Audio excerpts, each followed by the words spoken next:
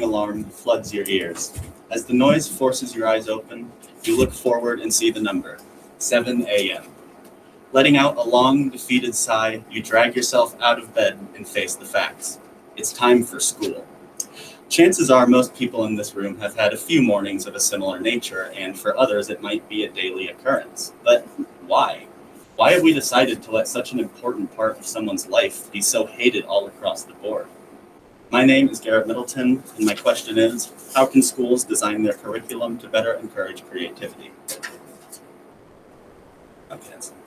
Before we really dive into this question, it's important to define what creativity actually is. To do so, I got the help of an article by the name Educational Science Students' Implicit Theories of Creativity, written by, forgive me for butchering these names, Slavika B. Matsik and Vera Z. Spasinovic. This article details a study they conducted on multiple college campuses where they went and they asked students what they thought their definitions of creativity were. They would then take the answers and place them under 4 different categories: the creative person, the creative process, the creative product, and the creative press. The creative person was attributed to traits such as motivation, personality, ability, and talent, whereas the creative process was attributed with imaginative, expressive, and practical processes.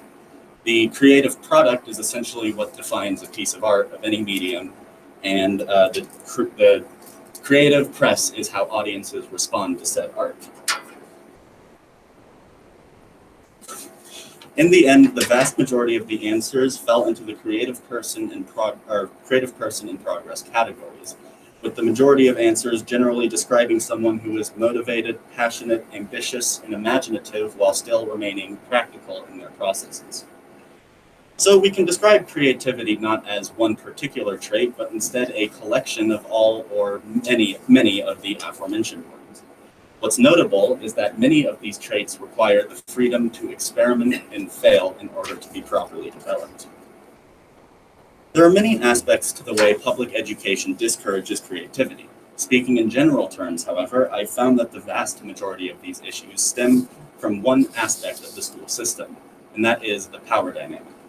A great place to start would be the classroom, specifically the way it is designed. One quote that I will repeat until the day I die comes from Paul Erickson, president of AHS.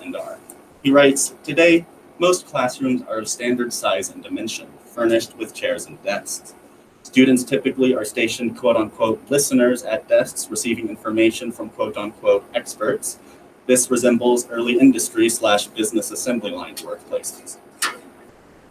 Now, Paul's presenting an idea here that I find very interesting, and it may not be everyone's takeaway, but this isn't their TED Talk. See, one of the fundamental roles of a classroom is to send a message to the student. Imagine yourself walking into school at the beginning of a brand new year, making your way to the room that you will be spending the vast majority of your time in. Swinging around the doorframe and entering the brand new classroom, what do you see? Well, the floors and walls are plain white, brown desks are arranged like a grid, windows are minimal, and at the front of the room stands your teacher, quite literally looking down on everyone else. Now, what kind of environment do you think that facilitates? Well, for most people, it would be one of boredom, strictness, emptiness, much like a factory. The invoked atmosphere of factories is not particularly a coincidence either, as American education was designed to create factory workers and hasn't really evolved past since. In addition, the apparent role of the teacher gives the impression of a power figure, someone who is not there to be your friend, but instead tell you what to do and punish those who slip up. No room for experimentation, just a completely black and white system.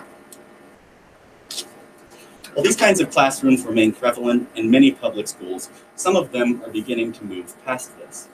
It is becoming much more common for classrooms to include artwork, posters, carpets, and so on. But we need to be careful with this as well. Studies have shown that students in heavily decorated classrooms have a hard time focusing and did better when certain decorations were removed. With all that being said, however, it's important we cannot ignore that each student is different and different classrooms will work better for different ones. It seems the larger issue here is that 1 or 2 teachers designing a classroom cannot possibly account for the individual needs of each student. Relating this back to that power dynamic, I'm going to let an actual teacher explain some of the more harmful thought processes that can go into designing a classroom. I'll be honest, I don't know if a lot of teachers are willing to do that because there is a sense that, hey, I'm the professional, I'm the teacher, I'm the educator, and ultimately, like, this is my room. This belongs to me, even though, frankly, teachers are shuffled around to different rooms year after year, much to their chagrin. So basically, if you couldn't hear at the beginning, he's essentially just saying how teachers feel sometimes that the classroom is their own and they have all the power over it. I'll be honest. All right. So those are the ways something as simple as classroom design can facilitate this power dynamic. But arguably more important than that are the methods of education themselves. A very common aspect of public education is this idea of right and wrong.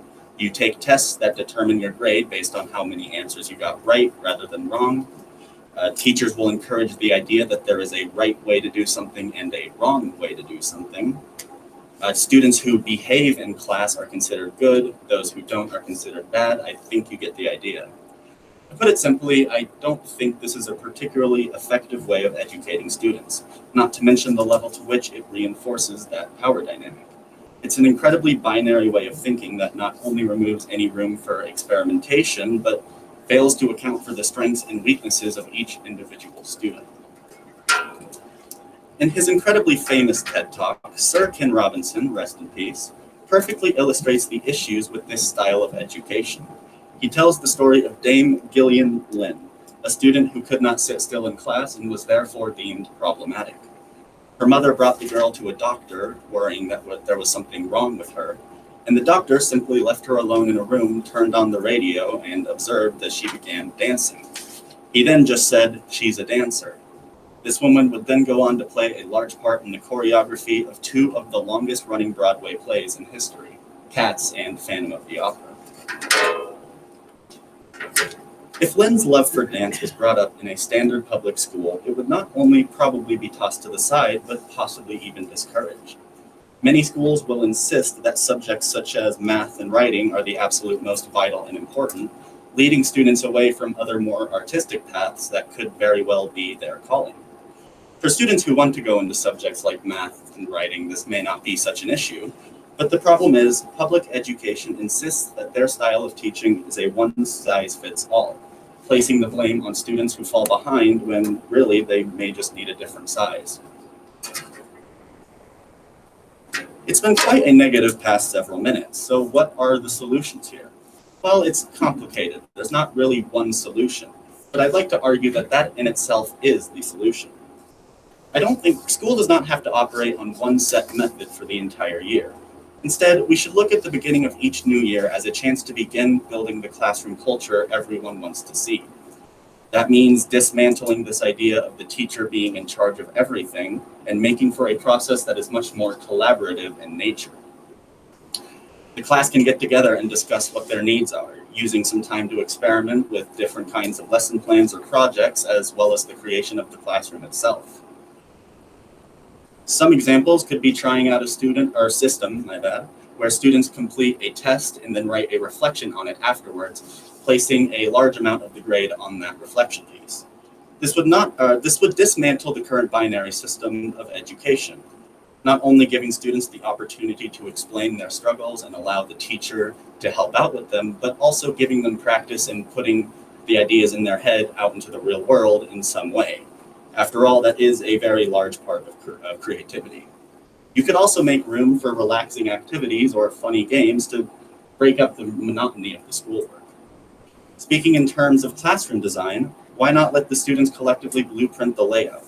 Most students feel comfortable in a home-like setting, so teachers could try incorporating things like couches or comfortable chairs. In my freshman year, there was something called the Sustainable Design Project, in which students were allowed to team up or individually design something in the school that they thought would help better it. Many of them designed outdoor spaces to hang out, some constructed gardens, others designed designated trash and recycling stations. There was a lot more, but what matters is not what they made. What matters is that almost all of them took the initiative. It indicates that when given the opportunity to design something within their own interests, they will take it up enthusiastically. So the options are endless, and students can accomplish so much more if trusted and supported by the teachers. So to answer my question in one sentence, schools can design their curriculum to better encourage creativity by instilling a process of student-teacher collaboration. Moving on to my action project, I decided to get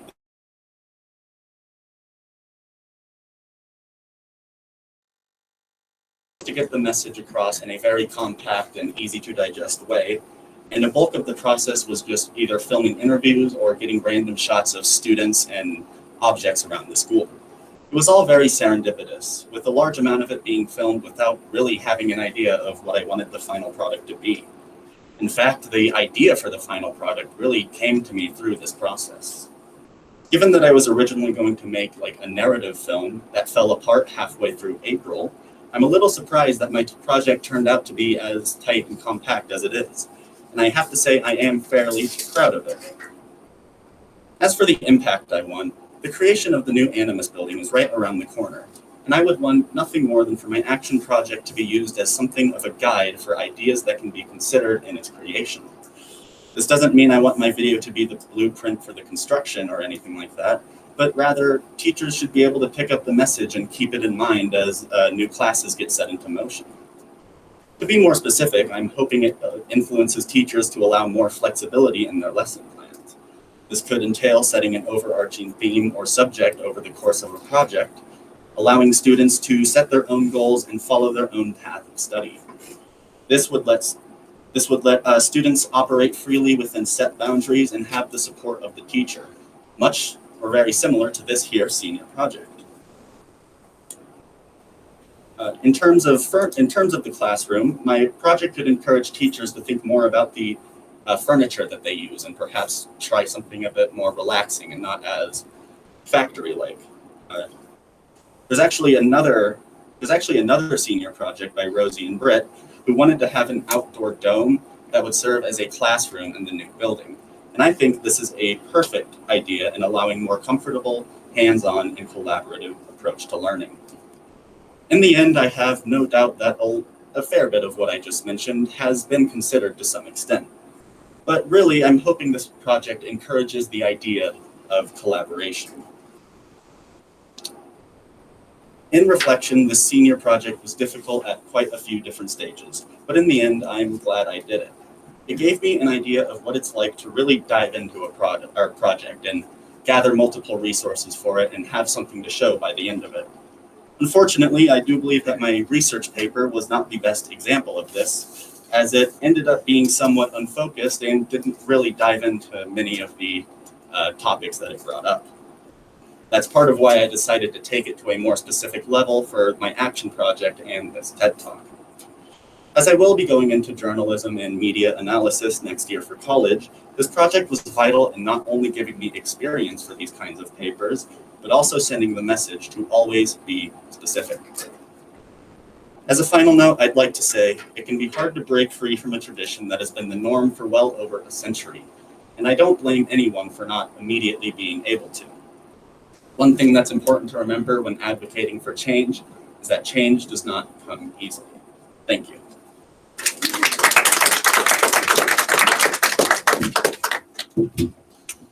All right, panel, this is our time to ask questions, whether the content, Garrett's action project, any of those components.